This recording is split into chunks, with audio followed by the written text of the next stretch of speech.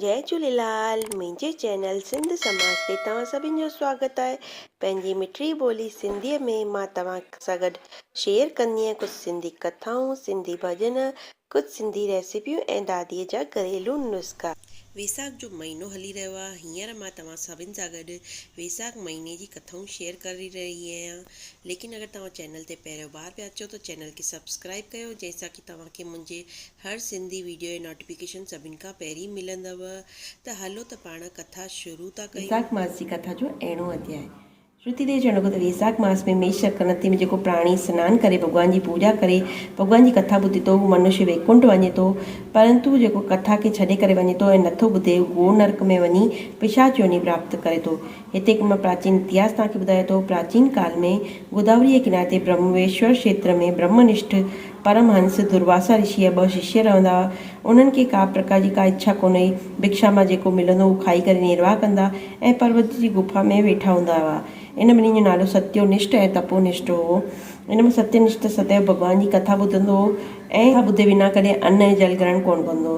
पर वक्ता रोग सां पीड़ित थियण करे पंहिंजे घर कथा ॿुधंदो ऐं कुएं आदि ते सनानु करे उन घर आणे करे उन कथा ॿुधंदो। कथा समाप्त थियण खां पोइ पंहिंजा नित्य नियम कंदो। इन प्रकार सत्यनिष्ठ ऋषि उपनिषदनि जो निश्चय करे सदा भॻवान जी भक्ति में रहंदो हो ऐं उन जी कथा जो ॿुधणु कंदो हो। ऐं ॿियो हो तपोनिष्ठ, पर उहो दुराचारी ऐं कर्मनिष्ठ हो।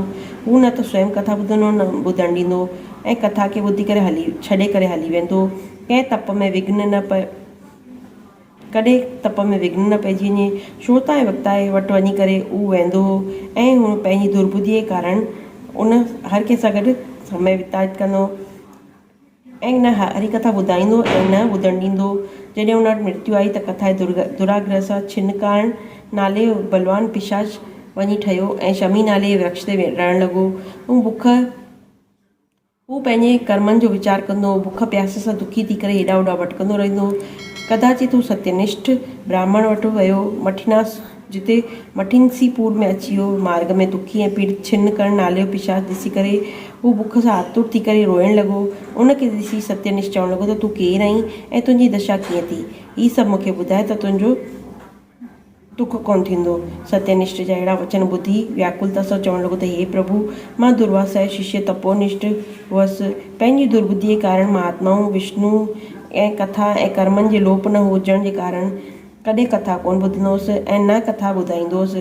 हिन घोर कर्म सां मुंहिंजी मृत्यु थी वई ऐं छिनकरण नाले पिशाच थियो आहियां ऐं हिन वन में अची दुखी थी करे भिटका पियो।